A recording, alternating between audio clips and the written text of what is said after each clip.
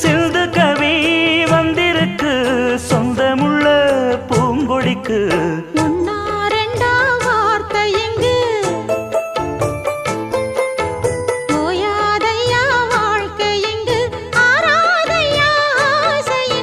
பாட்டுக்குள்ளே பாட்டிருக்கு படிச்சுக்கத்தா மனசிருக்கு. இந்த வயசு இப்ப புதுசு அடிவாடி பூங்கொடி. இந்த மாமல் படிக்கும் பாடல் இனிக்கும் சேர்ந்து பாடடி. இந்த மாமல் படிக்கும் பாடல் இனிக்கும் சேர்ந்து பாடடி.